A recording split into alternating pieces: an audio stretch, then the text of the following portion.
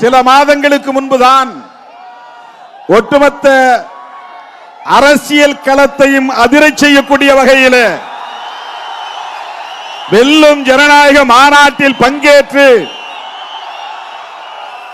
ஒரு மாபெரும் வெற்றியை தேடி தந்தீர்கள். அதற்கு நான் எப்படி நன்றி சொல்லுவது என்று தெரியாமல் இன்னும் திணறிக் கொண்டிருக்கிறேன்.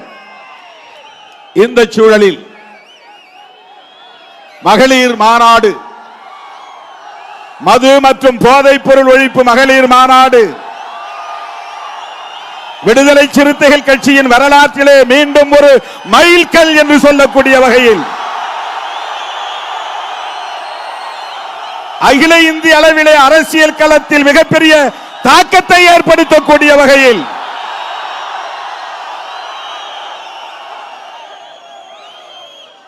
லட்சக்கணக்கிலே திரண்டு வந்து இந்த மாநாட்டை வெற்றி பெற செய்து கொண்டிருக்கிற என் உயிரின் உயிரான விடுதலை சிறுத்தைகளே, உங்கள் காலடிகளில் என் நன்றியை காணிக்கையாக்குகிறேன். எந்த மாநாட்டிலும் இல்லாத ஒரு சிறப்பு இந்த மாநாட்டில் லட்சக்கணக்கான பெண்கள் இந்த மாநாட்டுக்கு திரண்டு வந்திருக்கிறார்கள்.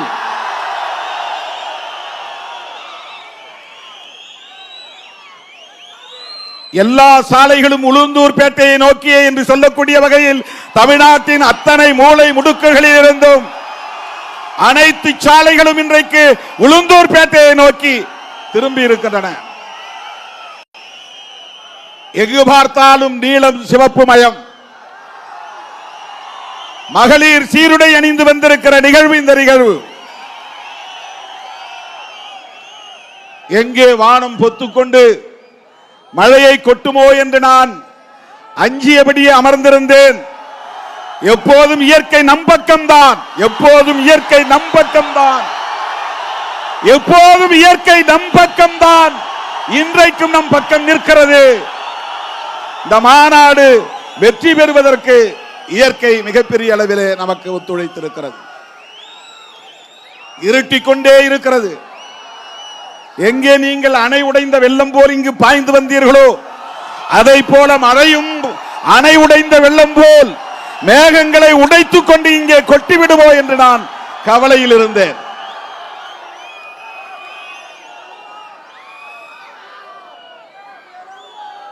ஏராளமான தோழர்கள் லட்சக்கணக்கிலே இன்றைக்கு திரண்டு வந்திருக்கிறீர்கள். ஒற்றை கோரிக்கை மதுவிலக்கு என்பதுதான். இது நாம் புதிதாக எழுப்புகிற கோரிக்கை அல்ல.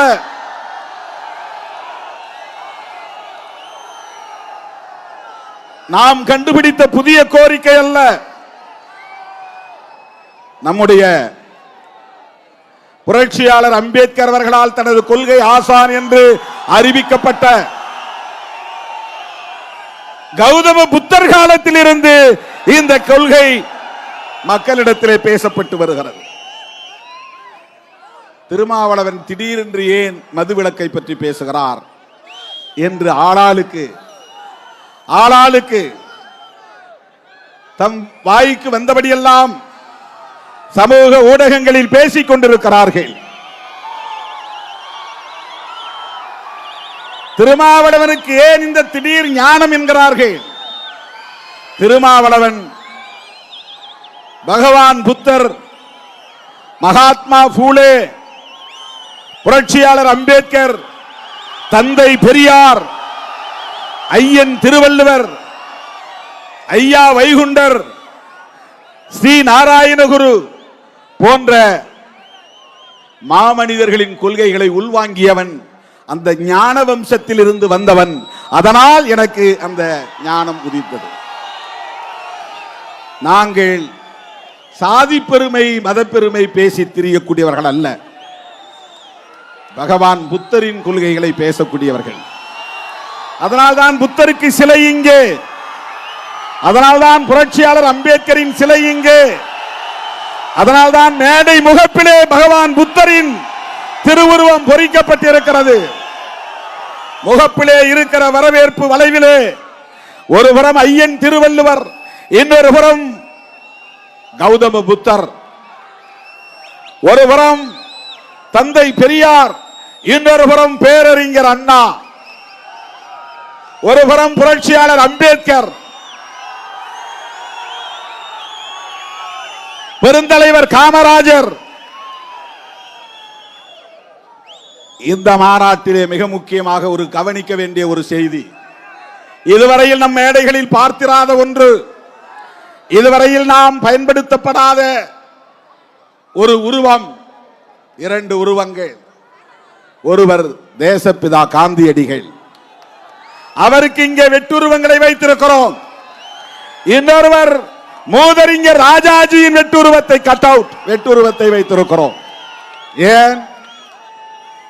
இது தேர்தலுக்காக அல்ல, அரசியல் உள்நோக்கம் கொண்ட மாநாடு அல்ல. மதுவை வேண்டாம் என்று சொல்லக்கூடிய மாமனிதர்கள் அத்தனை பேருடைய வாழ்த்துக்களும் நமக்கு தேவை. காந்தியடிகளின் கொள்கைகளில் நமக்கு விமர்சனங்கள் இருக்கலாம், ஆனால் அவருடைய கொள்கைகளில் நமக்கு இரண்டு கொள்கைகள் உடன்பாடு உண்டு. ஒன்று மத சார்பின்மை, இன்னொன்று மதுவிலக்கு. அவருடைய உயிர் மூச்சு கொள்கைகளில் ஒன்று மதுவிலக்கு. அதனால்தான் காந்தியடிகளின் பிறந்த நாளில் அக்டோபர் 2 இந்த மாநாட்டை விடுதலை சிறுத்தைகள் கட்சி நடத்துகிறது.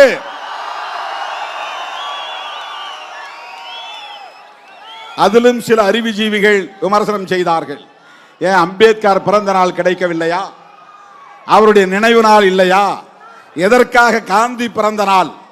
நாம் முதலில் அறிவித்தது செப்டம்பர் 17 தந்தை பெரியார் பிறந்த நாள். அதை தள்ளி வைத்ததற்கு 2 காரணம். ஒன்று, நாடாளுமன்ற கூட்டத்தொடரில் நாம் கவனம் செலுத்த நேர்ந்து விட்டது, மாநாட்டுக்கு கால அவகாசம் இல்லை.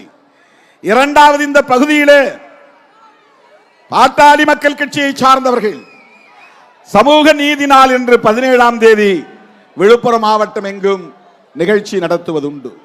அப்படிப்பட்ட சூழலில் எதிரும் புதிருமாக மக்கள் திரண்டு வருவதை தவிர்க்க வேண்டும் என்பதற்காக,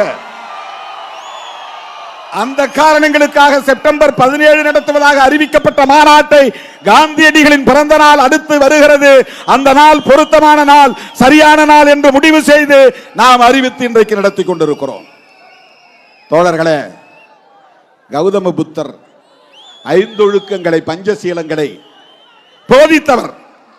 அதில் மிக முக்கியமானது மதுவிலக்கு. மது அருந்தக்கூடாது, மது அருந்தக்கூடாது, பொய் சொல்லக்கூடாது, திருடக்கூடாது. இதெல்லாம் புத்தரின் போதனைகள். கொலை செய்யக்கூடாது, வரைமுறையற்ற காமம் கூடாது. இது பகவான் புத்தர் உலகமெங்கும் வாழுகிற ஒட்டுமொத்த மாந்த குலத்திற்கு போதித்தார். இந்தியாவில் இருக்கிறவர்களுக்கு மட்டுமல்ல, அவர் வாழ்ந்த காலத்தில் அவர் வாழ்ந்த சாம்ராஜ்யத்திற்கு மட்டும் சொல்லவில்லை, உலகமாந்தர் யாவருக்கும் சொன்னார், மனித குலத்துக்கே சொன்னார். இந்த 5ஐ நீ செய்தால், செய்யாமல் இருந்தால் உனக்கு எந்த துன்பமும் வராது. இதுதான் பகவான் புத்தருடைய போதனைகள். அதில் மதுவிலக்கு ஒன்று. அவர் உலகம் முழுதும் உள்ள மனிதர்களுக்கு சொன்னார். அவர் மாமனிதர் சொன்னார், நான் எளியவன், அதனால் தமிழ்நாட்டில் சொல்லுகிறேன், இந்தியாவெங்கும் வேண்டும் என்று சொல்லுகிறேன். அவருடைய கொள்கையை பின்பற்றி சொல்லுகிறேன். எந்த மகானும் மதுவை ஆதரித்ததில்லை. பகவான் புத்தர் மட்டுமல்ல, இயேசு பெருமான் மதுவை ஆதரித்ததில்லை. அதைவிட உலகம் முழுவதும் போற்றப்படக்கூடிய மதுவை தொடக்கூடாது என்பதை இன்றைக்கும் நடைமுறைப்படுத்திக் கொண்டிருக்கிற ஒரு மார்க்கம், ஒரு சமூகம் இருக்கிறது என்றால் அது இஸ்லாம் மார்க்கம், இஸ்லாமிய சமூகம் என்பதை யாரும் மறுத்துவிட முடியாது. இன்றைக்கு நீங்கள் சவுதி அரேபியாவிலே மதுக்கடைகளை பார்க்க முடியாது, துபாய் போன்ற அரபு நாடுகளிலே மதுக்கடைகளை பார்க்க முடியாது. நபிகள் நாயகம் தோன்றி மறைந்து 1400 ஆண்டுகளுக்கு மேலாகிறது. ஆனால் உலகம் முழுவதும் ஒரு சமூகம் மதுவை தொடாமல் அதை பின்பற்றி வருகிறது என்று சொன்னால் அது நபிகள் நாயகத்தின் போதனை. மது பாவங்களின் தாய் என்று சொன்னவர் நபிகள் நாயகம். பாவம் செய்வதற்கான தாய்தான் மது என்று சொன்னவர் நபிகள் நாயகம். இந்த நாள் வரையில் அந்த சமூகம் அதை பின்பற்றுகிறது. ஒரு சமூகத்தையே மதுவை தொடாத சமூகமாக மாற்றிய பெருமை நபிகள் நாயகத்தை சாரும். அந்த மாமனிதர்கள் சொன்னதை இன்றைக்கு நாம் மக்களுக்கு சொல்லுகிறோம், அவ்வளவுதான். 2000 ஆண்டுகளுக்கு முன்னால் தோன்றிய ஐயன் திருவள்ளுவன் கல்லுண்ணாமை என்கிற பெயரில் ஒரு அதிகாரமே எழுதியிருக்கிறார். கல்லுண்ணாமை என்கிற பெயரில் ஒரு அதிகாரமே எழுதியிருக்கிறார். அவர் புத்தரின் வழிவந்தவர் அல்ல, புத்த சங்கத்தில் சேர்ந்தவர் அல்ல, அல்லது அவர் எந்த அரசியல் இயக்கத்தையும் சார்ந்தவர் அல்ல. ஒட்டுமொத்த மனித குலத்துக்கும் வழிகாட்டக்கூடிய ஒரு மகான். யார்? ஐயன் திருவள்ளுவர். ஐயன் திருவள்ளுவர் அவர் கல்லுண்ணாமை என்கிற ஒரு அதிகாரமே 10 குறள்களை அதற்காக எழுதியிருக்கிறார். உலகத்தில் தோன்றிய மகான்கள் யாரும் மதுவை ஆதரித்து பேசியதில்லை, ஒழிக்க முடியாது என்றும் சொல்லவில்லை, அதை கண்டும் காணாமல் கடந்து போவோம் என்று சொல்லவில்லை. ஐயன் திருவள்ளுவனின் கொள்கைகளை நாம் உள்வாங்கியவர்கள். நான் முருகப்பெருமானை கண்டேன் என்று சொன்ன காலம் ஒன்று உண்டு. வள்ளலார் அவருடைய தொடக்க கால வாழ்வில் அவர் சென்னையிலே 7 கிணறு பகுதியிலே தங்கி இருந்த போது ஒரு நாள் அவர் முருகனை நேரிலே தரிசித்ததாக அவருடைய சீடர்கள் சொல்லுவார்கள். அவரே சொன்னார் என்று. அதே வள்ளலார் அதற்கு பிறகு பிற்காலத்தில் சனாதனத்தை கடுமையாக எதிர்த்தார். மத நம்பிக்கைகள் மூட நம்பிக்கைகளாக இருந்தால் அவை வேண்டாம் என்று எதிர்த்தார். சாதி கூடாது என்றார், மதுவை அருந்தக்கூடாது என்று சொன்னார். யார்? நம்ம ஊர் வடலூர் வள்ளலார். வடலூர் வள்ளலார் ராமலிங்க அடிகளார் அதே கருத்தை தான் இன்றைக்கு வந்திருக்கிறாரே நம்முடைய பாலபிரஜாபதி அடிகளாருடைய முப்பாட்டன் ஐயா வைகுண்டர். அவர் பிறந்த சமூகம் கல்லை இறக்குகிற குலத்தொழிலை கொண்ட சமூகம். நாடார் சமூகம் கல்லிறக்குவது குலத்தொழில். பனைமரத்திலே ஏறி கல்லிறக்குவார்கள். கல்லு குடிப்பது என்பது அவர்களுக்கு வாழ்க்கையில் இயல்பான ஒன்று. அப்படிப்பட்ட சமூகத்திலே பிறந்த ஒருவர் ஐயா வைகுண்டர் 18 கிராமங்களில் இருந்த மக்களை எல்லாம் அழைத்து வந்து பொதுவான கிணறு தோண்டி, அந்த பொது கிணறு சமத்துவ கிணறு என்று சொல்லி அந்த கிணற்று நீரை எல்லோரையும் குடிக்க சொன்னார். மீனவர்களை, தீண்டப்படாதவர்களை, நாடார் சமூகத்தை சார்ந்தவர்களை, இப்படி 18 கிராமங்களில் இருந்து 10க்கும் மேற்பட்ட சாதியினரை எல்லாம் வரவழைத்து, அதுவும் ஒரு சமஸ்தானத்தின் கட்டுப்பாட்டில் இருந்த பகுதிகளே, சாதியம் தலைவிரித்தாடிய திருவிதாங்கூர் சமஸ்தானத்தின் கட்டுப்பாட்டில் இருந்த சாமித்தோப்பு பகுதியிலே சமத்துவ கிணறு 150 ஆண்டுகளுக்கு முன்னால் தோண்டியவர் ஐயா வைகுண்டர். அவர் குடிக்க கூடாது என்று சொன்னார். அதைத்தான் ஸ்ரீ நாராயண குரு கேரளாவிலே அதே கருத்தை சொன்னார். எனது அருமை தோழர்களே, அந்த அடிப்படையில் தான் விடுதலை சிறுத்தைகள் கட்சி மதுவை கூடாது என்று சொல்லுகிறோம். ஏற்கனவே 2015 திருச்சிராப்பள்ளியிலே இதே மது ஒழிப்பு மகளிர் மாநாட்டை நடத்தி இருக்கிறோம். ஊர் ஊராக, வீதி வீதியாக, வீடு வீடாக சென்று மது ஒழிப்பு பிரச்சார துண்டறிக்கைகளை கொடுத்திருக்கிறோம். நடந்து முடிந்த நாடாளுமன்ற கூட்டத்தொடரில் கடைசியாக அன்றைக்கு பேசக்கூடிய வாய்ப்பு கிடைத்த போது நிர்மலா சீதாராமன் உட்பட அங்கு அமர்ந்திருந்தார்கள். அப்போது நான் சொன்னேன், அரசமைப்பு சட்டம் உறுப்பு எண் 47 டைரக்டிவ் பிரின்சிபல்ஸ் என்கிற வழிகாட்டும் நெறிகள் என்கிற பகுதியிலே உறுப்பு எண் 47 இந்திய ஒன்றிய அரசுக்கும் மாநில அரசுகளுக்கும் வழிகாட்டுகிறது. என்ன வழிகாட்டுகிறது? மக்களுக்கான ஊட்டச்சத்து உறுதிப்படுத்தப்பட வேண்டும், அவர்களுடைய சுகாதாரமான வாழ்வாதாரத்தை உறுதிப்படுத்த வேண்டும். அதைவிட மருத்துவத்திற்கு பயன்படுகிற போதை மருந்துகளை தவிர மனிதர்கள் உட்கொள்ளுகிற போதை மருந்துகள் அனைத்தையும் தடை செய்ய வேண்டும். இதுதான் ஆர்டிகிள் 47. அரசமைப்பு சட்டம் யார் எழுதியது? அரசமைப்பு சட்டம் யார் எழுதியது? புரட்சியாளர் அம்பேத்கர் எழுதினார்.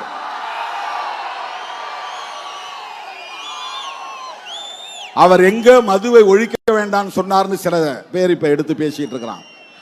அவர் மதம் மாறி பௌத்தத்தை தழுவிய போது 22 உறுதிமொழிகளை ஏற்றுக்கொண்டார்.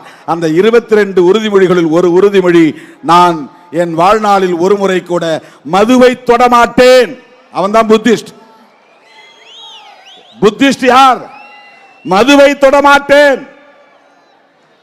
புரட்சியாளர் அம்பேத்கர் அவர்கள் உறுதிமொழி ஏற்றுக்கொண்டார். உறுதிமொழியை ஏற்றுக்கொண்டார். அந்த 47 அரசமைப்பு சட்டம் உறுப்பு எண் 47 சொல்லுவதை சுட்டிக்காட்டி நாடாளுமன்றத்தின் மக்களவையிலே நான் பேசினேன். இந்திய அளவில் மதுவிலக்கு வேண்டும் என்பதுதான். உடனே தமிழ்நாட்டில் மதுவிலக்கு வேண்டான்ட்டார் திருமாவளவன். இந்த அரைவேக்காடுகள் எல்லாம் ஊடகங்களிலே வாய்க்கு வந்தபடி விமர்சனங்கள். தமிழ்நாடு உட்பட இந்தியா முழுவதும் மதுவிலக்கு வேண்டும். தமிழ்நாட்டில் இருக்கிறவர்கள் மட்டும்தான் பாதுகாக்கப்பட வேண்டும் என்று இல்லை. இந்தியா முழுவதும் எளிய மக்கள் பாதிக்கப்படுகிறார்கள். உழைக்கிற மக்களின் வாழ்வாதாரம் சுரண்டப்படுகிறது. மனித வளம் பாழாகிறது. இவ்வளவு பேர் இருக்கிறோம். இதுல எத்தனை பேர் என்ஜினியர் என்று தெரியாது? என்ஜினியர் இருக்கலாம். உங்களில் எத்தனை பேர் டாக்டர் என்று தெரியாது? உங்களில் டாக்டர்கள் வரலாம். உங்களில் எத்தனை பேர் சினிமா இயக்குநர்களாக இருப்பீர்கள் என்று தெரியாது. உங்களில் இருந்து சிறப்பான புகழ்பெற்ற சினிமா திரைப்பட இயக்குநர்கள் வரலாம். உங்களில் எத்தனை பேர் ஆற்றல் வாய்ந்த பேச்சாளர்கள் இருப்பீர்கள் என்று தெரியாது. உங்களில் பேச்சாளர்கள் வரலாம். உங்களில் எத்தனை பேர் சிறந்த கவிஞர்கள் இருப்பீர்கள் என்று எனக்கு தெரியாது. மிக சிறப்பான கவிதைகளை படைக்கிற படைப்பாளிகள் நீங்கள் இருக்கலாம். உங்களில் எத்தனை பேர் பேராசிரியர்களாக இருப்பீர்கள் எனக்கு தெரியாது. வரலாம். இங்கே வந்திருக்கிற லட்சக்கணக்கான இளைஞர்களில் இளம் பெண்களில் பல பேர் பேராசிரியர்களாக வர முடியும், வழக்கறிஞர்களாக வர முடியும், நீதிபதிகளாக வர முடியும்.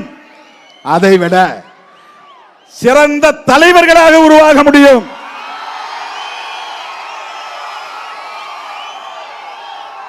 எனக்கு கண்களில் தெரிகிறது. என் உயிரின் உயிரான விடுதலை சிறுத்தைகள் நல்ல தலைமை பண்புள்ள ஆற்றல் வாய்ந்த இளைஞர்களாக வளருவார்கள். கருத்தியல் சார்ந்து வளருவார்கள். இந்த தேசத்தை சாதி வெறியரிடமிருந்தும் மத வெறியரிடமிருந்தும் கட்டி காப்பாற்றி நல்வழிப்படுத்துவார்கள் என்கிற நம்பிக்கை இருக்கிறது. உங்களில் அவ்வளவு பேர் இளமையாக இருக்கிற போது தெரியாது. ஆனால் இதில் குடித்து குடிப்பழக்கத்திற்கு ஆளாகி அடிமையாகி அதிலிருந்து மீள முடியாமல் போனால் என்ன ஆகும்? எத்தனை அம்பேத்கரை நாம் இழக்க நேரும்? இதில் அம்பேத்கர் உருவாகலாமே, உங்களில் பெரியார் உருவாகலாமே. அம்பேத்கர் இளம் வயதிலே குடிக்கோ அல்லது போதை பொருளுக்கோ அடிமையாக இருந்தால் நமக்கு இப்படி ஒரு தலைவர் கிடைத்திருப்பாரா? பெரியார் இளம் வயதிலே குடிப்பொருளுக்கு, மதுவுக்கு, போதை பொருள்களுக்கு அடிமையாக இருந்தால் தந்தை பெரியார் என்கிற ஒரு மாமனிதர் நமக்கு கிடைத்திருப்பாரா? உலகத்துக்கே வழிகாட்டக்கூடிய மாமேதை காரல் மார்க்ஸ் ஒரு அடிக்டாக மாறி இருந்தால், போதை அடிமையாக மாறி இருந்தால் நமக்கு ஒரு மார்க்ஸ் கிடைத்திருப்பாரா? யோசித்து பாருங்க. எனது அருமை தோழர்களே, இளம் வயதில் குடிப்பழக்கத்திற்கும் போதை பொருள்களுக்கும் அடிமையாகும் நிலை ஏற்பட்டால் மனித வளம் அழிந்து போகிறது. அதான் நம்முடைய முழக்கம். மது மற்றும் போதை பொருள் ஒழிப்போம், மனித வளம் காப்போம். மனித வளம்னா என்ன? Human resource. கனிம வளம் உங்களுக்கு தெரியும். கனிம வளம் பாறைகளிலே இருக்கிறது, மண்ணுக்கடியிலே இருக்கிறது. மனித வளம் மதிப்பிட முடியாதது. உங்களில் எத்தனை பேர் எவ்வளவு பெரிய ஆற்றல் படைத்த தலைவர்கள் இருக்கிறீர்கள் என்று நம்மால் மதிப்பிட முடியாது. அம்பேத்கர் படிக்க வாய்ப்பில்லாமல் போயிருந்தால் என்ன ஆகியிருக்கும்? அவர் கிராமத்திலே எங்கே ஒரு இடத்திலே ஆடு மாடு மேய்த்துக் கொண்டிருந்திருப்பார். யாரோ ஒரு ஆண்டை சாதிக்கு அடிமை வேலை செய்து கொண்டிருந்திருப்பார். ஆனால் அவர் நல்ல கல்வியை பெற்றதால் அவர் மிக உயர்ந்த இடத்திற்கு வர முடிந்தது. உலகமே போற்றக்கூடிய இடத்திற்கு உயர முடிந்தது. இதுதான் மனித வளம். அம்பேத்கருக்குள்ளே இருந்த ஆற்றல் கல்வியால் கொஞ்சம் கொஞ்சம் பெருகி பெருகி பெருகி உலகத்துக்கே வெளிச்சம் போடக்கூடிய அளவுக்கு, வெளிச்சம் காட்டக்கூடிய அளவுக்கு அவருடைய மனித வளம் முழுமையடைந்தது, பொங்கி எழுந்தது. அப்படி இந்த மனித வளம் பாழாகிறது. ஊருக்கு 20-30 பேர், ஒரு மாநிலத்திற்கு இப்படி லட்சம் பேர், இந்தியா முழுவதும் பல லட்சம் பேர் இப்படி பாதிக்கப்பட்டால் 30 வயதிலேயே நிற்க முடியவில்லை, தடுமாறுகிறான். 40 வயதிலேயே கல்லீரல் பாதிக்கப்பட்டு, நுரையீரல் பாதிக்கப்பட்டு மெல்ல மெல்ல மருத்துவமனையில் கிடந்து சாகும் நிலை ஏற்படுகிறது. மனித வளம் பாழாகிறது. இப்படி மனித வளம் பாழாக கூடாது என்பதற்காகத்தான் நாம் இந்த கோரிக்கையை வைக்கிறோம். இந்த மாநாட்டில் யார் வேண்டுமானாலும் பங்கேற்கலாம். இது அனைவருக்குமான பொது கோரிக்கை. இதில் அரசியல் வேண்டாம், இதில் அரசியல் சாயம் பூச வேண்டாம், தேர்தல் கணக்குகளை பேச வேண்டாம், கூட்டணி அரசியலை பேச வேண்டாம் என்று எல்லாவற்றையும் இணைத்து கடந்த மாதம் 10ஆம் தேதி நான் ஒரு பேட்டி கொடுத்தேன். அதே பேட்டியிலே அடுத்த நொடியிலே அந்த வார்த்தைகள் இருக்கின்றன. ஆனால் இங்குள்ளவர்கள் என்ன செய்தார்கள்? திருமாவளவன் அதிமுகவுக்கு அழைப்பு விடுத்தார்.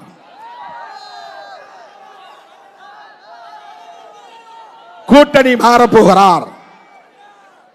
ஒட்டுமொத்தமாக இந்த மாநாட்டின் உயர்ந்த நோக்கத்தையே சிதைத்து விட்டார்கள். மதுவை ஒழிக்க முடியுமா முடியாதா என்று விவாதத்தை நடத்தி இருக்க வேண்டும். போதைப் பொருள்களை ஒழிக்க முடியுமா முடியாதா என்ற விவாதத்தை நடத்தி இருக்க வேண்டும். மதுவை வியாபாரம் செய்யக்கூடிய சந்தையிலே எந்த மாஃபியா கும்பல் இருக்கிறது என்பதை பற்றி விவாதித்திருக்க வேண்டும். போதைப் பொருள்கள் தமிழ்நாட்டில் மட்டும்தான் பயன்பாட்டில் இருக்கிறதா, இந்தியா முழுவதும் இருக்கிறதே, அந்த போதைப் பொருள்களின் புழக்கத்திற்கு பின்னால் இருக்கிற மாஃபியா கும்பல் யார் யார் என்று விவாதம் நடத்தி இருக்க வேண்டும்.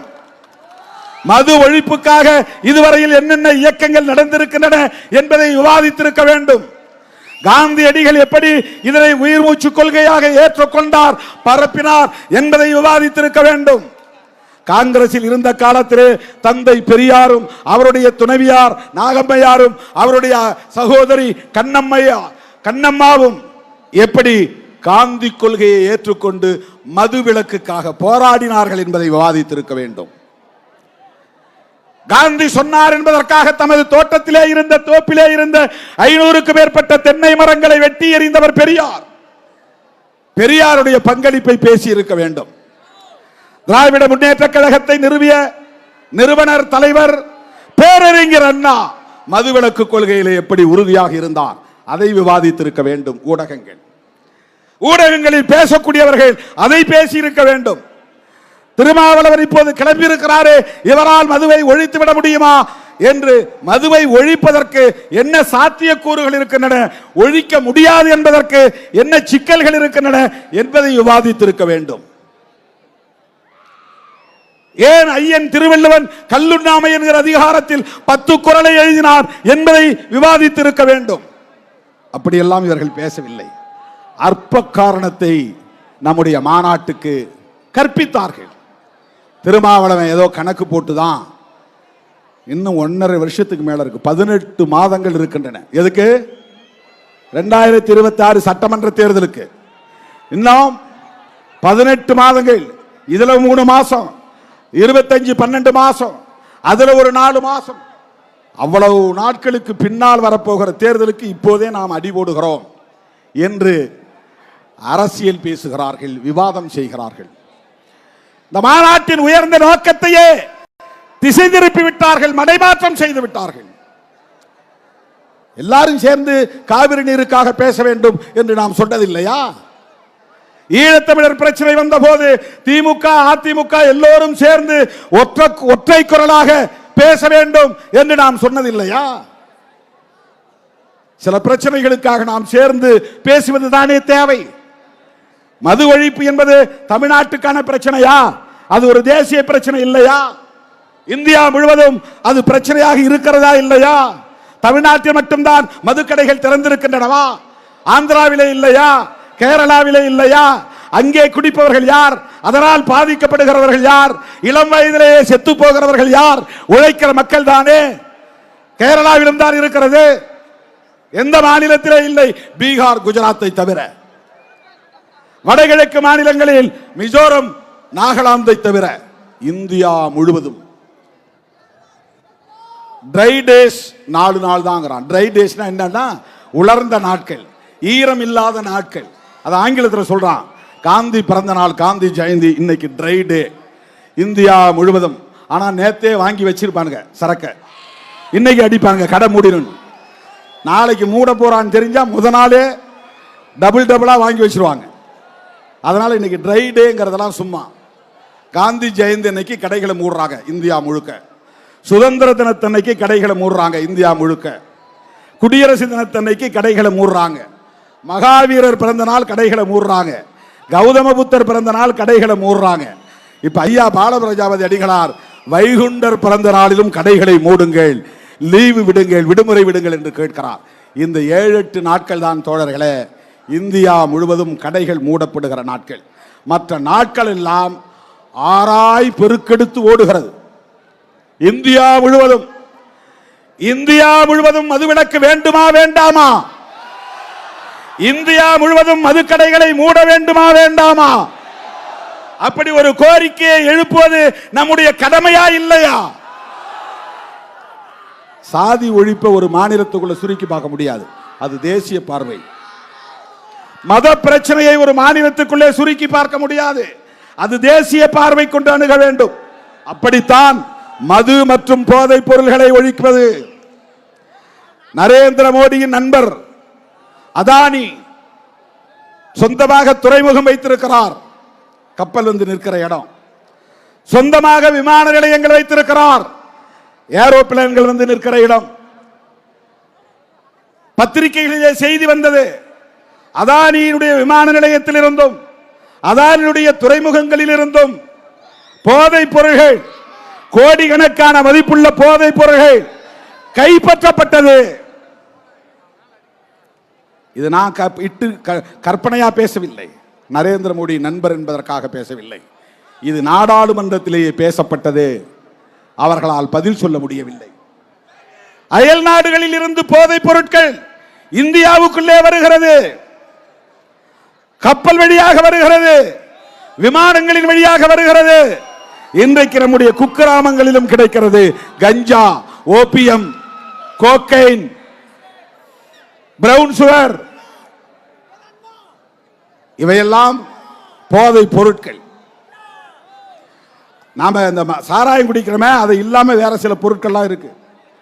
அதை வெளியிலிருந்து கொண்டு வந்து அது ஒரு கள்ளச்சந்தையில விற்பனை செய்வதற்கென்று ஒரு பெரிய நெட்வொர்க் இந்தியா முழுவதும் இருக்கிறது.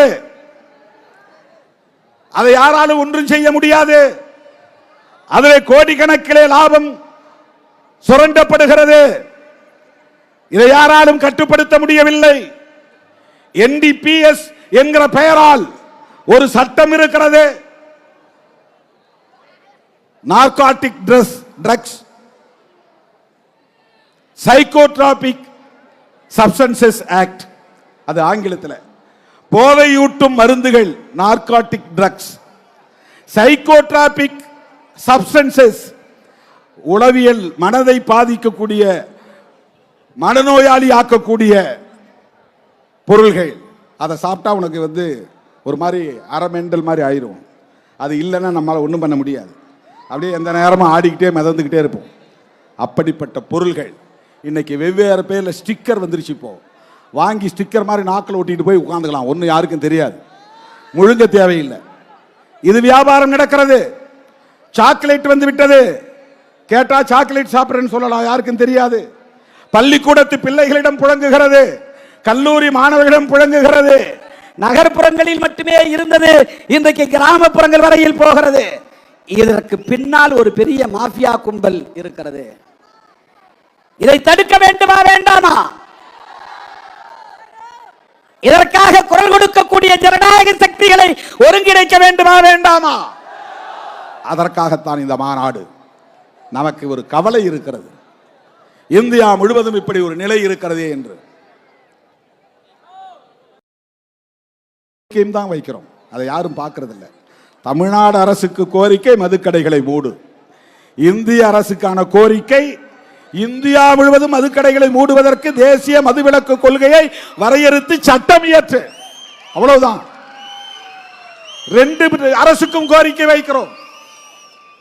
தோழர்களே, கலைஞர் 71 கடையை திறந்தார் என்பது உண்மைதான். அதற்கு அவர் என்ன விளக்கம் சொன்னார் என்றால், மது விலக்கை நடைமுறைப்படுத்துகிற மாநிலங்களுக்கு வருவாய் இழப்பை ஈடு செய்யக்கூடிய வகையில் இந்திய ஒன்றிய அரசு இழப்பீட்டு நிதியை வழங்க வேண்டும். அன்றைக்கு காங்கிரஸ் அரசாங்கத்திடம் அவர் கேட்டார், நிதி தரல, நிர்வாகம் நடத்த முடியல, போதிய பட்ஜெட் வரவு செலவு போதுமானதாக இல்லை. வேறு வழி இல்லாமல் நெருப்பு வளையத்திற்கு நடுவிலே கற்பூரம் சிக்கிக் கொண்டதை போல அவர் சொன்ன விளக்கம். சுத்தி நெருப்பு எரியுது, நடுவுல ஒரு சூடம் கற்பூர கட்டி இருக்கு, அந்த கற்பூர கட்டி தானா பிடித்து எரியும் என்பதை போல வேறு வழி இல்லாமல் நான் மதுக்கடைகளை திறந்தேன் என்று சொன்னார். அதை சரி என்று நாம் நியாயப்படுத்தவில்லை. ஆனால் அன்றைக்கு இருந்த பொருளாதார நெருக்கடியின் அடிப்படையிலே அன்றைய முதல்வர் கலைஞர் அதை சொன்னார். ஆனால் அதே கலைஞர் 1974 மூடினார், மூடிவிட்டார். அப்போது அவர் சொன்னார், தேசிய அளவில் ஒரு மதுவிலக்கு கொள்கை தேவை. அதுதான் இங்கே நாம் வைக்கிற கோரிக்கை. அதற்கு பிறகு மதுக்கடைகளை திறந்தது யார்? யாரும் அதை பேசுவதில்லையே. அதன் பிறகு இங்கே மதுக்கடைகளை திறந்தது மட்டுமில்லாமல் டாஸ்மாக் என்கிற நிறுவனத்தை உருவாக்கியது யார்? நம்ம தம்பிங்களாம் டாஸ்மார்க் டாஸ்மார்க் மார்க் இல்ல, அதுக்கு முன்னால கெடா மார்க்னு சாராயம் வந்துச்சு. அதெல்லாம் உங்களுக்கு தெரியாது, எனக்கு தெரியும். எல்லா ஊர்லயும் சாராய கடை இருக்கும். அந்த கடையெல்லாம் இப்போ தனியார்கிட்ட விட்டுருவாங்க. அவர் ஒரு குறிப்பிட்ட அமௌண்ட்டை மட்டும் வாங்கிட்டு மொத்தமாக தனியார்கிட்ட விட்டுருவாங்க. அவன் உள்ளூரில் சாராயத்தை உற்பத்தி பண்ணி கெடா மார்க், மீசை மார்க் அப்படின்லாம் சாராயம் விற்பனை பண்ணுவான். அந்த மாதிரி மார்க்னு நினைச்சிட்டு டாஸ்மார்க்ன்றாங்க. டாஸ்மார்க் இல்லை, TASMAC, TASMAC, Tamil Nadu state marketing corporation, Tamil Nadu மாநில வாணிப கழகம். இதை உருவாக்கிய அரசு எது? யாரும் இதை பேசுவதில்லையே. எம்ஜிஆருக்கு இதில் என்ன பங்கு? ஜெயலலிதா அம்மையார் இதில் என்ன செய்தார்? இன்றைக்கு ஆட்சி பொறுப்புக்கு வந்திருக்கிற திராவிட முன்னேற்ற கழக தலைவர் ஸ்டாலின் அவர்கள் வந்த பிறகா இந்த மதுக்கடையை திறந்தார் என்ற கேள்வியும் எழுகிறது. நான் டிஃபெண்ட் பண்ணி பேசவில்லை. உரையாடக்கூடியவர்கள் எப்படி பேசுகிறார்கள், வாதாடக்கூடியவர்கள் எப்படி பேசுகிறார்கள், அதற்குள்ளே என்ன சூட்சமம் இருக்கிறது, சூழ்ச்சி இருக்கிறது என்பதை புரிந்து கொள்ள வேண்டும். பேசக்கூடியவர்கள் யாரும் எம்ஜிஆர் காலத்திலே மதுக்கடைகள் ஏலம் விடப்பட்டன. ஜெயலலிதா காலத்திலே மதுக்கடைகளை அரசாங்கமே வியாபாரம் செய்யக்கூடிய வகையில் சட்டப்பூர்வமாக்கியது, முறைப்படுத்தியது. அது தொடர்கிறது, தொடர்ந்து கொண்டே இருக்கிறது. அது தொடரும் போது மு.க. ஸ்டாலின் முதல்வராகி இருக்கிறார். இவர் உருவாக்கவில்லை, இவர் புதிதாக திறக்கவில்லை. மூட வேண்டும். நான் அவரை தனியே சந்தித்த போது சொன்னார், எனக்கு என்ன மூடக்கூடாது நான் நினைக்கிறேனா? மூடணும் தான் நானும் நினைக்கிறேன். பதறி போய் சொன்னார். இப்படி எல்லாம் ஊடகங்களில் பேசுகிறார்களே, உங்கள் கட்சியை சார்ந்தவர்களும் பேசுகிறார்களே, மூட வேண்டும் என்றுதான் எனக்கும் பதைப்பு இருக்கிறது. ஆனால் நிர்வாக நடைமுறை சிக்கல்கள் இருக்கின்றன, பார்ப்போம். நான் அதை மனதிலே வைத்துக் கொள்கிறேன். அதன் பிறகுதான் ஒரு கூட்டத்திலே, மண்டலவாரி செயற்குழு கூட்டத்திலே பேசும்போது நான் சொன்னேன், திராவிட முன்னேற்ற கழக அரசு இந்த மதுக்கடைகளை துணிந்து மூடினால் வருகிற 2026 சட்டமன்ற தேர்தல் வருவதற்கு முன்னதாக இந்த மதுக்கடைகளை திமுக அரசு மூடினால் திமுகவே மீண்டும் ஆட்சிக்கு வரும். அதான் இந்த சூழல் தமிழ்நாட்டிலே இருக்கிறது என்று நான் சொன்னேன். அதற்கு என்ன காரணம்? திமுக ஆட்சிக்கு வர வேண்டும் என்பதல்ல நோக்கம். திமுக ஆட்சிக்கு வருவோம் என்கிற வாய்ப்பை பயன்படுத்தியாவது திமுக அரசு இந்த மதுக்கடைகளை மூட வேண்டும் என்பதுதான் நம்முடைய நோக்கம். உங்களுக்கு என்ன லாபம் என்று கேட்டார்கள். மதுக்கடைகளை மூடினால் அது சிறுத்தைகளுக்கு லாபம். மதுக்கடைகள் மூடப்பட்டால் அது சிறுத்தைகளுக்கான வெற்றி. மதுக்கடைகள் மூடப்பட்டால் மக்களுக்கு நலம் பயக்கும். அது மட்டும் இல்லாமல் தமிழ்நாடு அரசு நம்முடைய தீர்மானங்களில் சொல்லி இருக்கிறோம், நேரில் சந்திக்கும் போதும் சொன்னோம், நீங்க சட்டமன்றத்தில் தீர்மானம் நிறைவேற்றி அனுப்ப வேண்டும். ஆர்டிகிள் 47 அடிப்படையில் இந்திய அரசு ஒரு நேஷனல் பாலிசி, தேசிய மதுவிலக்கு கொள்கையை கொண்டு வருவதற்கு, அதன் அடிப்படையிலே ஒரு சட்டம் இயற்றுவதற்கு தமிழ்நாடு சட்டமன்றத்திலே தீர்மானம் நிறைவேற்ற வேண்டும். இது முதல்வருக்கு நாம் விடுத்திருக்கிற கோரிக்கை. இதையெல்லாம் யாரும் பேசவில்லை. சராசரி அரசியல்வாதியாக நம்மை எடை போடுகிறார்கள். நான் சொல்ல விரும்புகிறேன், ஒருவேளை தேர்தல் அரசியலே வேண்டாம், பெரியாரை போல ஐயா வைகுண்டரை போல மக்கள் நலம் காக்கிற ஒரு சமூக இயக்கமாகவே நடத்தவும், அப்படி ஒரு இயக்கத்தை வழிநடத்தவும் கூட திருமாவளவன் தயாராவானே தவிர முன்வைத்த காலை ஒருபோதும் திருமாவளவன் பின்வைத்ததில்லை, பின்வைக்க மாட்டான். எனக்கு அந்த தேவையில்லை. எனக்கு என்ன பயம்? என்னுடைய கைகள் சுத்தமாக இருக்கிறது. என் கைகள் சுத்தமாக இருக்கின்றன. இன்னைக்கு காலையில காந்தி மண்டபம் போனேன். காந்தி மண்டபத்தில் காந்தி சிலைக்கு மாலை போட்டுவிட்டு அப்புறம் காமராஜர் சிலைக்கு மாலை போடலாம் என்று தோழர்கள் ஏற்பாடு செய்திருந்தார்கள்.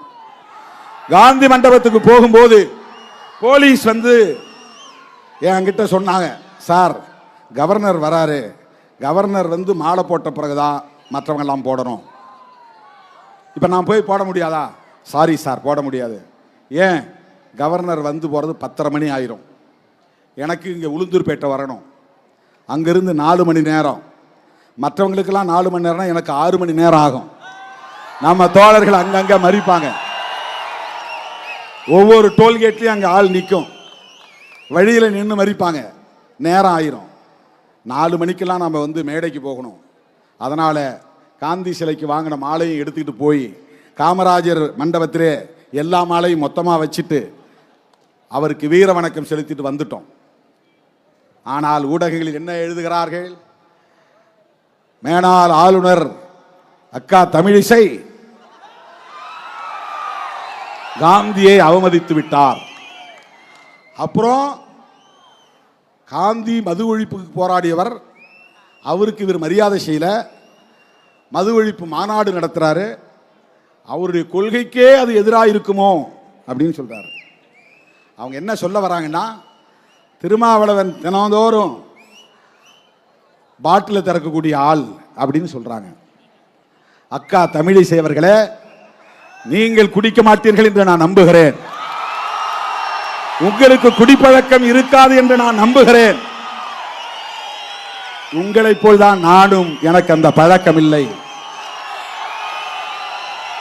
நான் தடய அறிவியல் துறையிலே ஒரு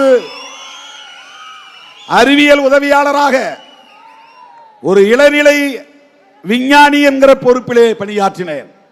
அப்ப ஒவ்வொரு 3 மாசத்துக்கும் ஒரு டிவிஷன் மாத்துவாங்க. அதுல ஒரு டிவிஷன் புரோகிபிஷன், மதுவிலக்குத்துறை. மதுவிலக்குத்துறையில என்னன்னா, போலீஸ் பிடிச்சிட்டு வராம பாருங்க கள்ளச்சாராயம், திருட்டுத்தனமா ஊரல் காய்ச்சறான்னு பாருங்க அந்த ஊரல், அப்புறம் மது ஆலைகள் உற்பத்தி பண்றாங்கல்ல, பீர், விஸ்கி, பிராண்டி, அதெல்லாம் பாட்டிலா முதல்ல அங்கதான் வரும், எங்க கிட்ட தான் வரும். நாங்க பிப்பெட்டு வச்சு உறிஞ்சி அதை குடுவையில போட்டு அதை ஆய்வு பண்ணி அதுல எவ்வளவு ஆல்கஹால் இருக்கு அப்படின்னு கண்டுபிடிச்சு சர்டிபிகேட் கொடுக்கிற இடத்துல நான் வேலை செஞ்சேன். சர்டிபிகேட் கொடுத்தேன், நான் கையெழுத்து போடணும். பீர்ல 4% இருந்து 5% தான் ஆல்கஹால் இருக்கணும். ஆல்கஹால் தான் போதை தரக்கூடிய ஒன்று. பிராண்டி விஸ்கிலாம் 35% மேல இருக்கும். 100 மில்லி எடுத்துக்கிட்டா 35% ஆல்கஹால் இருக்கும். 35 மில்லி, 40 மில்லி. பிராந்தியில 40க்கு மேல. அதெல்லாம் ராவா குடிக்க முடியாது. பீர் அப்படியே ஊத்திக்கலாம். பிராந்தி விஸ்கில ஏதாவது கலந்து சோடா கலந்து தான் குடிக்கணும், இல்லைன்னா தண்ணி ஊற்றி தான் குடிக்கணும். ஏன்னா அவ்வளவு கான்சென்ட்ரேட்டட் ஆல்கஹால் இருக்கும், அடர் ஆல்கஹால் இருக்கும். அதில் அது குடலை அப்படியே புண்ணாக்கிரும் அந்த ஆல்கஹால். ஒவ்வொரு நாளும் அதை எடுத்து அதை பிப்பெட் வச்சு உறிஞ்சிடும். விரும்புனா நம்ம உறிஞ்சி குடிக்கலாம், அது யாருக்கும் தெரியாது. டேஸ்ட் பண்ணலாம், யாருக்கும் தெரியாது. ஒரு ஓரத்தில் தான் உட்கார்ந்து வேலை செய்வோம். பிப்பெட் வச்சு உறிஞ்சிடும் தினந்தோறும் பாட்டிலில். நாங்கள் டெஸ்ட் பண்ணி சர்டிஃபிகேட் கொடுத்த பிறகுதான் அவன் வந்து லேபிள் ஒட்டி மார்க்கெட்டுக்கு வரும். அந்த வேலை செய்தவனா. அப்ப கூட தப்பித்தவறி என் நாவில் ஒரு சொட்டு மது கூட பட்டதில்லை. அயல் நாடுகளுக்கு பயணம் சென்றால் பிளைட்ல போய் ஏறி உட்கார்ந்தவன்னு விமான பணிப்பெண்கள் வந்து, சார் என்ன வேணும் சார்? ஒயின் வேணுமா, ரெட் ஒயின் வேணுமா, வேற என்ன ஒயின் வேணும்? ஃபர்ஸ்ட் தான் கேட்பாங்க. போய் வண்டியில் ஏறி உட்காந்து பிஸ்னஸ் கிளாஸில் தண்ணி குடிக்கிறீங்களா கேட்க மாட்டாங்க, சாராயம் குடிக்கிறீங்களா மது குடிக்கிறீங்களான்னு தான் கேட்பாங்க. 11 மணி நேரம் 12 மணி நேரம் 24 மணி நேரம் ஃப்ளைட்லேயே போகணும். அமெரிக்கா போனா வேற வழி இல்லை, எல்லாரும் அதில் குடிச்சிட்டு தான் போவாங்க. எத்தனையோ பல நாடுகளுக்கு நான் பயணம் செய்திருக்கிறேன். என் வாழ்நாளில் ஒரு முறை கூட அதை நான் தொட்டதில்லை. அக்கா தமிழிசைக்கு சொல்ல நான் கடமைப்பட்டு இருக்கிறேன். ஒரு டவுட்டோட கேட்குறாங்க, ஒரு டவுட், ஒரு சந்தேகத்தோட. ஒருவேளை அது அவர் கொள்கைக்கு முரணா இருக்குதோ அதுக்காக சொல்றேன், அதற்காக சொல்லுகிறேன். காந்தியடிகளின் சிலையில் மாலை போடக்கூடாது என்று தடுத்தது காவல்துறை. ஆளுநர் வந்த பிறகுதான் மாலையிட வேண்டும் என்று சொன்னது காவல்துறை. எங்களுக்கு காந்தியோட நிறைய விமர்சனங்கள் உண்டு, அது வேறு. அவருக்கு இந்து மதத்தின் மீது நம்பிக்கை உண்டு, அடுத்த பிறவியின் மீது நம்பிக்கை உண்டு, சனாதனத்தின் மீது நம்பிக்கை உண்டு, சாதிய கட்டமைப்பின் மீது நம்பிக்கை உண்டு. தீண்டாமை மட்டும்தான் ஒழிய வேண்டும் என்று சொன்னார். அதனால்தான் அம்பேத்கருக்கும் காந்திக்கும் மோதல் வந்தது. நீ என்ன சாதி வாழ்கன்னு சொல்றீங்க, நான் சாதி ஒழிகன்னு சொல்றேன். இதுதான் அம்பேத்கருக்கும் காந்திக்கு இருந்த முரண்பாடு. நேருக்கு நேர் மோதல் நடந்தது. அந்த காலத்தில் காந்தி ஒரு சமூகத்திற்கு ஹீரோ என்றால் அவர்களுக்கு அம்பேத்கர் வில்லன், அம்பேத்கர் ஹீரோ என்றால் காந்தி வில்லன். அப்படித்தான் அரசியல் போனது. அதுதான் ஒரு காலத்திலே இருந்த அரசியல், அதுதான் ஒரு காலத்திலே இருந்த அரசியல்.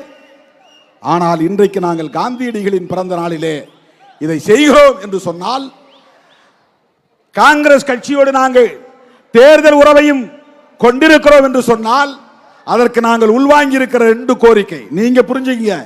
எவன் புரிஞ்சுக்கிறான் புரிஞ்சுக்கல, நமக்கு அதை பற்றி கவலை இல்லை. வேற எவனும் புரிந்து கொள்ள வேண்டிய அவசியம் இல்லை. திருமாவளவனை பற்றி யார் எது பேசினாலும் பேசட்டும், அதை நான் ஒரு பொருட்டாக எடுத்துக் கொள்ளப் போவதில்லை. என் தலைமையை ஏற்று என்னோடு களத்தில் நிற்கிற என் உயிரின் உயிரான விடுதலை சிறுத்தைகளே, எவன் குழப்பினாலும் குழம்பக்கூடாது. காந்தியடிகளை நாங்கள் இன்றைக்கு கட் அவுட் மூலமாக இங்கே வைத்திருக்கிறோம், படத்தை திறந்திருக்கிறோம். அவருடைய கருத்துக்களில் 2 கருத்துக்களை நமக்கு உடன்பாடு உண்டு. ஒன்று செக்யூலரிசம், மதசார்பின்மை. மதசார்பின்மை அம்பேத்கருக்கும் உடன்பாடு, ஜவஹர்லால் நேருவுக்கும் உடன்பாடு, காந்தியடிகளுக்கும் உடன்பாடு. அன்னைக்கு மட்டும் காந்தியடிகள் நேருவை கூப்பிட்டு, தம்பி நான் சொல்றதை கேளு, கவர்மெண்ட்டுக்கு ஒரு ஸ்டேட் ரிலீஜன் வேண்டும், இந்து மதம் இந்த அரசாங்கத்தின் மதமாக இருக்கட்டும் என்று சொல்லி இருந்தால் நேருவாலேயே மீறி இருக்க முடியாது. ஜவஹர்லால் நேரு காந்திக்கு கட்டுப்பட்டவராக இருந்தார். ஆனால் இந்துக்களும் முஸ்லிம்களும் ஒற்றுமையாக இருக்க வேண்டும். அவரவர் மதம் அவரவருக்கு, அவரவர் நம்பிக்கை அவரவருக்கு, அரசாங்கத்திற்கு மதம் கூடாது. இதுதான் மதசார்பின்மை. இதை சொன்னார் என்பதற்காகத்தான் RSS கும்பலை சார்ந்த நாத்துராம் கோட்சே என்பவன் கையெடுத்து கும்பிட்டுக் கொண்டே போய் அந்த மாமனிதரை பக்கத்தில் நெருக்கத்தில் நின்று துப்பாக்கியால் சுட்டுக் கொன்றான். இந்த மதம் தவறானது என்று சொன்ன அம்பேத்கரை சுடவில்லை. இந்த மதத்தில் இருக்க நான் வெட்கப்படுகிறேன் என்று சொன்ன அம்பேத்கரை சுடவில்லை. நான் பிறக்கும் போது ஒரு இந்துவாக பிறந்திருக்கலாம், சாகும் போது ஒரு இந்துவாக சாக மாட்டேன் என்று அந்த மதத்தை விட்டு வெளியேறி 10 லட்சம் பேரோடு பௌத்தம் தழுவிய புரட்சியாளர் அம்பேத்கரை அவன் சுடவில்லை. அந்த மதத்தை உயிருக்கு உயிராக நேசித்த, மூச்சுக்கு முன்னொரு முறை array Ram array Ram array Ram என்று சொன்ன நாத்துராம் கோட்சே சுட்ட போது கூட அப்படியே ஹரே ராம் என்று சொல்லிக்கொண்டே மண்ணில் சரிந்து விழுந்த அந்த காந்தியடிகளை எவன் சுட்டான்? RSS காரன் சுட்டான். சாவர்கரின் மாணவன் நாத்துராம் கோட்சே சுட்டான். அவன் சுட்டதற்கு ஒரே காரணம் காந்தியடிகள் ஏற்றுக்கொண்ட மதசார்பின்மை என்பதுதான். அதனால் தான் காங்கிரஸோடு இருக்கிறோம், விடுதலை சிறுத்தைகள் கட்சி. அதனால் தான் காந்தியின் பிறந்த நாளில் இந்த மாநாட்டை நடத்துகிறோம். மதசார்பின்மை என்பதை போல மதுவிலக்கிலே உறுதியாக இருந்தார் புரட்சியாளர் அம்பேத்கர், மகாத்மா காந்தி, ஜவஹர்லால் நேரு, தந்தை பெரியார், பேரறிஞர் அண்ணா, இவர்களெல்லாம் இந்த புள்ளியில் ஒரே நேர்கோட்டில் பயணிக்கக்கூடியவர்கள். ஒரே நேர்கோட்டில் பயணிக்கக்கூடியவர்கள். அதை உணர்ந்து கொண்டவர்கள் விடுதலை சிறுத்தைகள். அதை உள்வாங்கி இருப்பவர்கள் விடுதலை சிறுத்தைகள். ராஜாஜிக்கு ஏன் கட் அவுட்? ராஜாஜி யார்? அவர் ஒரு பார்ப்பன சமூகத்தை சார்ந்தவர், உங்களுக்கு தெரியும். அண்ணா அவரை பற்றி சொல்லுவாராம், எல்லாருக்கும் தலையில தான் மூளை, ராஜாஜிக்கு மட்டும் உடம்பெல்லாம் மூளை. ஆனா உடம்பெல்லாம் மூளையா இருந்தாலும் உடம்பெல்லாம் அவருக்கு வஞ்சகமும் இருக்கு என்று அண்ணா அவரை விமர்சிப்பாராம். அப்படிப்பட்ட ராஜாஜி சேலம் முனிசிபாலிட்டி தலைவராக இருந்தார். சேலத்திலிருந்து வந்திருக்க தம்பிங்களுக்கு தெரியும், சேலம் அவருடைய சொந்த ஊர். அங்க ஒரு நகராட்சி தலைவராக இருந்தார் 1937. நாடு விடுதலை அடைவதற்கு 10 வருஷத்துக்கு முன்னாடி. இதெல்லாம் நீங்க தெரிஞ்சுக்கணும், இதெல்லாம் தெரிஞ்சுக்கணும். ராஜாஜி 1937 நகராட்சி மன்ற தலைவராக இருந்தபோது பிரிட்டிஷ் அரசாங்கம் தான் ஆட்சியிலே இருந்தது. பிரிட்டிஷ் அரசாங்கம் மதுக்கடைகளை திறந்து விடுங்கயானா, ஜனங்க குடிக்கட்டும். ஏன் குடிக்கணும்? குடிச்சிட்டு அவன் பாட்டு கிடந்தாதான். ஏன் வரியை ஏத்துறன்னு கேட்க மாட்டான், ஏன் எனக்கு பள்ளிக்கூடம் திறந்து வைக்கலன்னு கேட்க மாட்டான். மக்கள்கிட்ட எந்த உரிமை போராட்டமும் நடக்காது. அவன் பாட்டுக்கே குடிச்சிட்டு விழுந்து கிடப்பான். பொண்டாட்டி நடுத்தருவில் நிற்பா, பிள்ளைங்க நடுத்தருவில் நிற்கும். அவன் அப்பா குடிக்கிறத பார்த்துட்டு பிள்ளையும் குடிப்பான், புள்ள குடிக்கிறத பார்த்துட்டு அவன் பொண்டாட்டியும் குடிப்பா. இப்படி ஒரு சமூகம் அழியட்டும். இப்படியெல்லாம் ஒரு காலத்திலே ஆட்சியாளர்களுக்கு சூது இருந்தது, சூழ்ச்சி இருந்தது. அந்த காலத்தில் மதுக்கடைகளை திறக்க சொன்ன போது மதுக்கடைகளை திறக்க மாட்டேன் என்று தன்னுடைய நகராட்சி பகுதியிலே உறுதியாக நின்றவர் தான் யாரு? ராஜகோபாலாச்சாரியார் என்கிற ராஜாஜி. ஜீன்னா மரியாதையா சொல்றது, அவர் பேரு ராஜா, ராஜகோபால் ஆச்சாரியார். ஆச்சாரியார்னா அவர் சமூகத்தை சார்ந்த ஒரு சொல்லாடல். இது வைணவ மதத்தை சார்ந்தவர். திருமாலை கும்பிடுறவங்க, ஐயங்கார் நினைக்கிற அவர் ராஜகோபால் ஆச்சாரியார் மதுக்கடைகளை திறக்க மாட்டேன்னு அப்பவே 1937 சொன்னார். அதை நடைமுறைப்படுத்தினார். அதனால்தான் தோழர்களே, மதுக்கடைகளை மூட வேண்டும் என்று சொன்ன மூதறிஞர் ராஜாஜிக்கு இந்த மாநாட்டிலே கட் அவுட் வைத்திருக்கிறோம். தேசிய அளவிலே மதுவிலக்கு கொள்கை வேண்டும் என்று வலியுறுத்திய பேரறிஞர் அண்ணாவுக்கு இங்கே நாம் கட் அவுட் வைத்திருக்கிறோம். இதுதான் நம்முடைய அரசியல். இந்த மாபெரும் மாநாட்டின் மூலம் நான் தமிழ்நாடு அரசுக்கு, தமிழக முதல்வருக்கு விடுக்கிற வேண்டுகோள், எங்கள் தீர்மானங்களை அப்படியே கோரிக்கைகளாக ஏற்று அவை அனைத்தையும் நடைமுறைப்படுத்த வேண்டும் என்று கேட்டுக்கொள்கிறோம். தேர்தல் அரசியல் வேற, அது பேச வேண்டிய நேரத்தில் பேசுவோம். கொள்கை அடிப்படையில் களமாடுவது என்பது வேறு. இன்றைக்கு கைகோர்த்து களத்திலே நிற்கிறோம். திராவிட முன்னேற்ற கழகத்தின் தலைவர்கள் இந்த மேடைக்கு வந்தது விடுதலை சிறுத்தைகளின் நோக்கத்தை இன்றைக்கு வலுப்படுத்தி இருக்கிறது. அவங்கள வச்சுக்கிட்டு இப்படி நடத்தலாம்.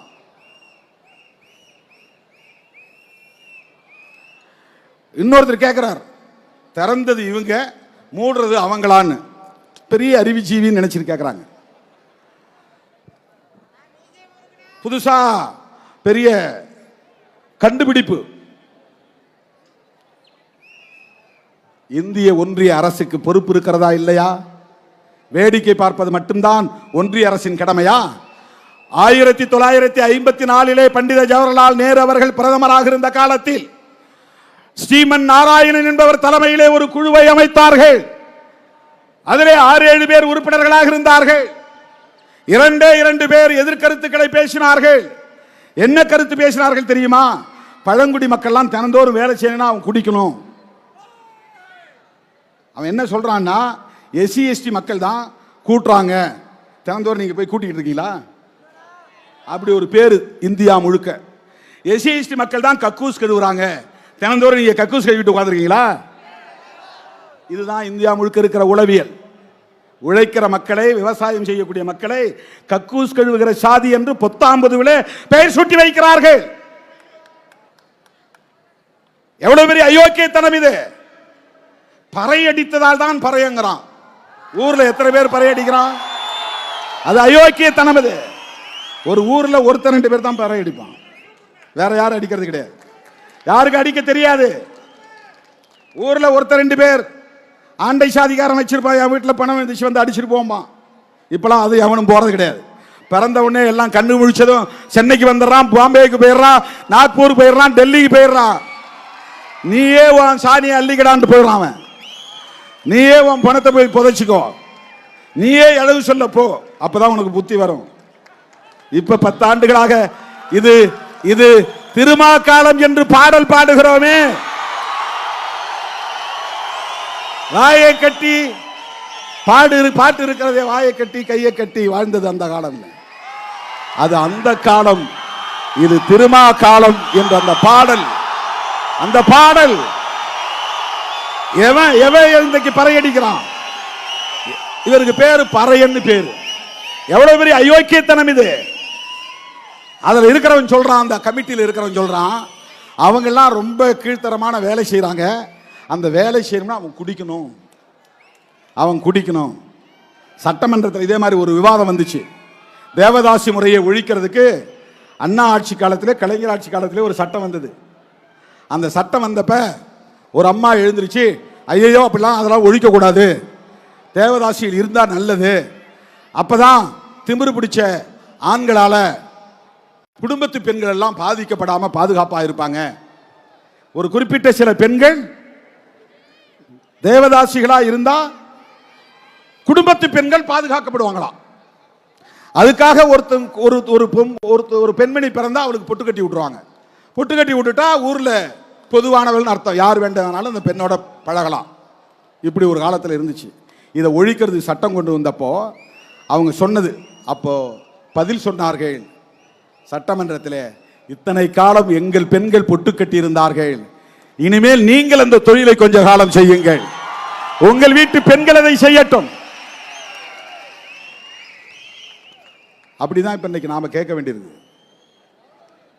அவன் என்ன சொல்றான் பாருங்க, கக்கூஸ் கழுவுறவனுக்கு தண்ணி வேணும், பெனஞ்சுடுறவனுக்கு தண்ணி வேணும், பறை அடிக்கிறவனுக்கு தண்ணி வேணும், குடிச்சாதான் அவன் அந்த வேலையை செய்ய முடியும், கூட்டுறவனுக்கு தண்ணி வேணும், குடிச்சாதான் அந்த வேலையை செய்ய முடியும். எப்படி நியாயப்படுத்துறான் பாருங்க. ஆனால் ஸ்ரீமன் நாராயணன் குழு 1955 உடனடியாக பரிந்துரைகளை தந்தது. அந்த பரிந்துரைகளைத்தான் இன்றைக்கு நாங்கள் நினைவூட்டுகிறோம். அவன் என்ன சொன்னா, குறிப்பிட்ட ஒரு தேதியை சொல்லி, இந்த தேதிக்குள்ள எல்லா மாநில அரசும் மதுக்கடைகளை மூடுவோம் என்று உறுதியளிக்க வேண்டும். ஒரு குறிப்பிட்ட தேதிக்குள்ளாக இந்திய ஒன்றிய அரசு மது விலக்கை நடைமுறைப்படுத்த சட்டம் கொண்டு வர வேண்டும். அதை தான்டா இன்னைக்கு நாங்க சொல்றோம். ஸ்ரீமன் நாராயணன் குழு சொன்ன பரிந்துரைகளை நடைமுறைப்படுத்துங்கள். நரேந்திர மோடியே அதை நடைமுறைப்படுத்துங்க. இல்லனா நீ இப்போ ஒரு என்கொயரி கமிட்டி போடு, புரோஹிபிஷனுக்கு ஒரு என்கொயரி கமிட்டி போடு. அது உனக்கு பிடிக்கல. ஸ்ரீமன் நாராயணனுக்கு பிறகு தேக்சந்த் கமிட்டி வந்துச்சு. ஜஸ்டிஸ் தேக்சந்த் அப்படிங்கிறவர் தலைமையில் மறுபடியும் ஒரு கமிட்டி போட்டாங்க 1970, 20 வருஷம் கழிச்சு. அந்த கமிட்டி பரிந்துரை செய்தது. ஆனா மாநில அரசியல் ஒத்துக்கல, அதனால கடப்புல போட்டாங்க. இப்ப நாங்க சொல்றோம், இந்துக்கள் தானே அதிகம் குடிக்கிறாங்க, முஸ்லிம்கள் குடிக்கலையே, கிறிஸ்தவர்கள் குடிக்கலாம் ஒருவேளை, இஸ்லாமியர்கள் 99% பேர் குடிக்கிறது இல்லை எனக்கு தெரிஞ்சு. ஒருவேளை 90% பேரை வச்சுக்க, 10% பேரை விடுங்க. ஆனா இந்து சமூகத்தில் நீங்க சொல்லக்கூடிய இந்துக்களாக கருதப்படக்கூடிய விளிம்பு நிலை மக்கள் எத்தனை சதவீதம் பேர் குடிக்கிறார்கள்? இந்துக்களின் பாதுகாவலர்கள் என்று சொல்லிக் கொள்ளுகிற நரேந்திர மோடி அவர்களே, அமித்ஷா அவர்களே, இந்து சமூகத்தை பாதுகாக்க உங்களுக்கு பொறுப்பு இருக்கிறதா இல்லையா? மது கடைகளை மூட வேண்டிய பொறுப்பு உங்களுக்கு உண்டா இல்லையா? மாநில அரசுகளே முடிவு செய்யட்டும் என்றால் ஒருபோதும் முடிவு செய்ய மாட்டார்கள். நீங்களே ஒரு முடிவை செய்யுங்கள். தேசிய அளவிலே மதுவிலக்கு சட்டம் கொண்டு வாருங்கள். அதை நடைமுறைப்படுத்தலனா, இப்ப NEP நடைமுறைப்படுத்தலனா ஃபண்டை நிறுத்துற ஒருத்தன் கேள்வி கேட்கிறான். யாரு? இந்த சங்க பரிவாரங்கள். மதுவிலக்கு கொள்கை வேணுங்கிறாரு தேசிய அளவில், கல்வி கொள்கை வேணாங்கிறாரு தேசிய அளவில். ரெண்டுக்கு வேறுபாடு தெரியல. மதுவிலக்கு கொள்கை வேண்டாம் என்பதில், மதுவிலக்கு கொள்கை வேண்டும், மதுக்கடைகள் வேண்டாம் என்பதில் நல்ல நோக்கம் இருக்கிறது. தேசிய கல்விக் கொள்கையில் தீய நோக்கம் இருக்கிறது. நீ சனாதனத்தை திணிக்க கொல்லைப்புற வழியாக வருகிறாய், மும்மொழி திட்டத்தை திணிக்க கொல்லைப்புற வழியாக வருகிறாய், அதனால் எதிர்க்கிறோம். ரெண்டுக்கு வேறுபாடு இருக்கு.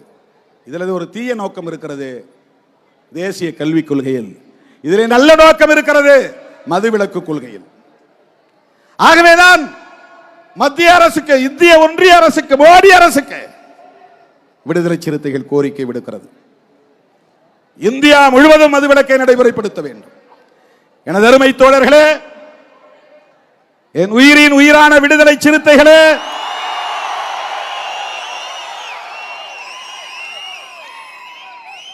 நீங்களும் இதிலே உறுதியாக இருக்க வேண்டும். அப்படி இப்படி இருந்தா என்னையோட விட்டுறணும். பெண்கள் உறுதியாக இருக்க வேண்டும்.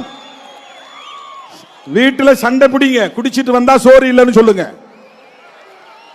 குடிச்சிட்டு வந்தா சோறு இல்லை, வெளியே போ. பெண்கள் இந்த யுத்தத்தை தொடங்க வேண்டும், வீட்டில் இருந்து தொடங்க வேண்டும். யாருக்கு இந்த பொறுப்பு இருக்கோ இல்லையோ, இதெல்லாம் ஒன்றும் பண்ண முடியாது. திருமாவளவன் மேடையில் பேசிட்டு போறான். நான் 2015 சொன்னேன், அடிவயிறு எரிய எரிய சொல்லுகிறேன் என்று வேதனையோடு சொன்னேன். நாடாளுமன்றத்திலும் சொன்னேன், மிகுந்த வேதனையோடு சொல்லுகிறேன்.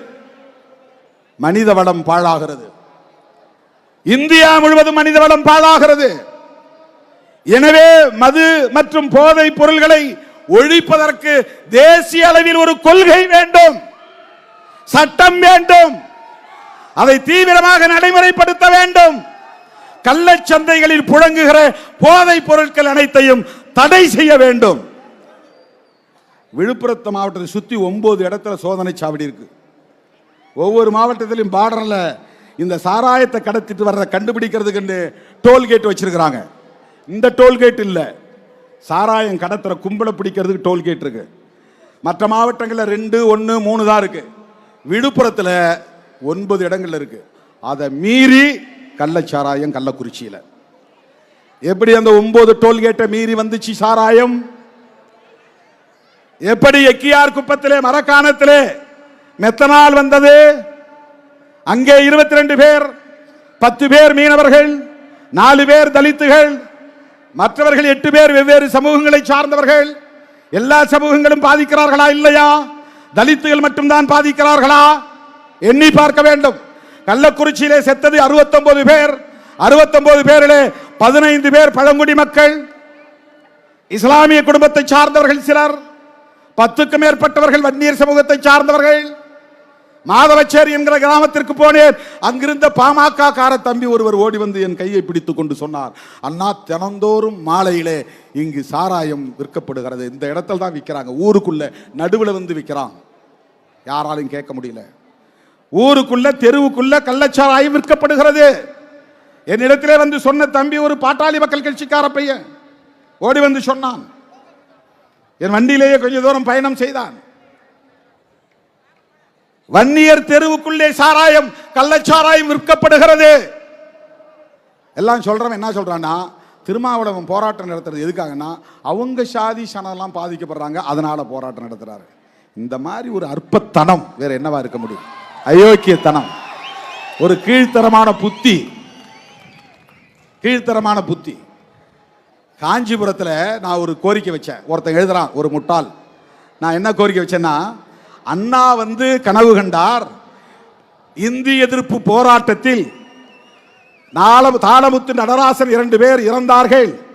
அது பெரியாருடைய போராட்டத்தில் பெரிய ஊக்கத்தை தந்தது.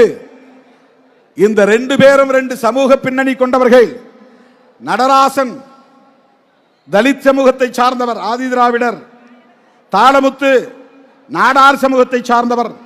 இந்த 2 சமூகமும் பெரியார் எடுத்த போராட்டத்திற்கு பக்கத்துணையாக இருந்திருக்கிறது. எனவே பெரியார் நாங்கள் ஆட்சிக்கு வந்தால் பெரியாரும் தாளமுத்து நடராசனும் இருப்பதை போல சிலை ஒன்றை நிறுவுவோம். இது அண்ணா கண்ட கனவு. அதை சொல்லிட்டு தான் நான் சொல்றேன். முதலமைச்சர் அவர்களே, அண்ணன் தளபதி ஸ்டாலின் அவர்களே, நீங்கள் ஆட்சியில் இருக்கும் போதே இந்த கோரிக்கை நிறைவேற்ற வேண்டும். நான் ஒரு கோரிக்கையை சொல்ல போகிறேன் அப்படின்னு சொன்ன உடனே எல்லாரும் பத்திரிகைக்காரன் பூரா ஏதோ மது ஒழிப்பு பற்றி தான் பேச போறாரு, மது கடைகளை மூட சொல்ல போறாரு அப்படின்னு எல்லாம் பதற்றமா இருந்தாங்க. நான் சொன்னேன் என்ன சொன்னேன்னா, பெரியார், நடராசன், தாளமுத்து ஆகியோர் கொண்ட உருவச் சிலைகளை நிறுவுங்கள், அது அண்ணாவின் ஏக்கம் என்று சொன்னேன். ஒருத்தன் எழுதுறான், இதுலயும் சாதி பார்க்கிறார் திருமாவளவன், நடராசன் என்கிற ஒரு தலித்துக்கு சிலை வைக்கணுங்கிறதுக்காக இப்படி ஒரு கோரிக்கை வைக்கிறார் அப்படின்றான். அப்படி சிந்திக்கிற அவன் தான் சாதி புத்தி உள்ளவனே தவிர நாம் இல்லை. அண்ணா கேட்டதை நாம் சொன்னோம், அண்ணாவின் ஏக்கத்தை நாம் சொன்னோம். இந்த போராட்டத்தை நாம் முன்னெடுத்திருப்பது பெரியார், அம்பேத்கர் போன்ற மாமனிதர்களின் கொள்கைகளை உள்வாங்கி இருப்பதனால் ஏற்பட்ட தாக்கம், அவ்வளவுதான். ஐயன் திருவள்ளுவனுடைய அரசியலை உள்வாங்கி கொண்டதனால் ஏற்பட்ட தாக்கம், ஐயா வைகுண்டரை படித்ததனால், நாராயணகுருவின் போதனைகளை உள்வாங்கியதனால், வள்ளலாரை வாடிய பயிரை கண்டபோதெல்லாம் வாடினேன் என்று சொன்னாரே, அந்த வள்ளலாரை ஓரளவுக்கு உள்வாங்கி இருப்பதனால் மது வேண்டாம் என்கிறோம். எனவே மாண்புமிகு முதல்வர் அவர்களுக்கு லட்சோப லட்சக்கணக்கான விடுதலை சிறுத்தைகளின் சார்பில் விடுக்கிற வேண்டுகோள், எங்கள் தீர்மானங்கள் அனைத்தையும் கோரிக்கைகளாக ஏற்று அவற்றை நடைமுறைப்படுத்துவதற்கு முன்வர வேண்டும். இந்திய ஒன்றிய அரசுக்கு நாங்கள் விடுக்கிற வேண்டுகோள், தேசிய அளவில் மதுவிலக்கு கொள்கையை வரையறுத்து தேசிய மதுவிலக்கு சட்டம் ஒன்றை கொண்டு வர வேண்டும். இந்த 2 கோரிக்கைகளையும் வலியுறுத்தி அடுத்தடுத்து நாம் டிஜிட்டல் சிக்னேச்சர் கேம்பெயின் எடுக்கிறோம். ஆன்லைன் மூலமா கையெழுத்து இயக்கம் தொடங்கி வச்சேன்ல, அதுதான். அதற்கடுத்து கிராமப்புறங்களில் இன்றைக்கு நீலம் சிவப்பு சீருடை அணிந்து வந்த பெண்கள் லட்சக்கணக்கிலே, ஏறத்தாழ 2 லட்சம் மகளிர் இந்த மாநாட்டுக்கு வந்து உட்கார இடமில்லாமல் திரும்பி போயிருக்கிறார்கள். அவர்கள் கிராமந்தோறும் மதுவிலக்கு மகளிர் குழுவை உருவாக்க போகிறோம். மதுவிலக்கு மகளிர் குழுவை உருவாக்க போகிறோம். அந்த மகளிர் குழு அந்த கிராமத்தில் மதுவை ஒழிப்பதற்கு என்னென்ன செயல் திட்டங்களை வரையறுக்க வேண்டும் என்பதையும் இந்த இயக்கம் முன்னெடுக்கும் என்பதை சொல்லி என் அழைப்பை ஏற்று ஓடோடி வந்த என் உயிரின் உயிரான விடுதலை சிறுத்தைகள் அனைவருக்கும், நம்முடைய அழைப்பை ஏற்று இந்த நிகழ்வுக்கு வந்து கருத்துரை வழங்கிய தலைவர் பெருமக்கள் யாவருக்கும் என்னுடைய நெஞ்சார்ந்த நன்றியை தெரிவித்து, இந்த திடலை நமக்கு வழங்கிய உளுந்தூர்பேட்டை மேனாள் ஊராட்சி மன்ற தலைவர், பேரூராட்சி மன்ற தலைவர் திரு ராதாகிருஷ்ணன் அவர்களுக்கும், சட்டமன்ற உறுப்பினர் உதயசூரியன் அவர்களுக்கும், இவ்வளவு நேரமும் இங்கே காத்து கிடக்கிற என் உயிரின் உயிரான விடுதலை சிறுத்தைகள் அனைவருக்கும் என்னுடைய நிஜார்ந்த நன்றியை மீண்டும் மீண்டும் உரித்தாக்கி வாய்ப்புக்கு நன்றி கூறி முடிக்கிறேன். நன்றி, வணக்கம். ஜெய் பீம், ஜெய் பீம். ஒழிப்போம், ஒழிப்போம், மதுவை ஒழிப்போம், காப்போம், காப்போம், மனித வளம் காப்போம், மனித வளம் காப்போம்.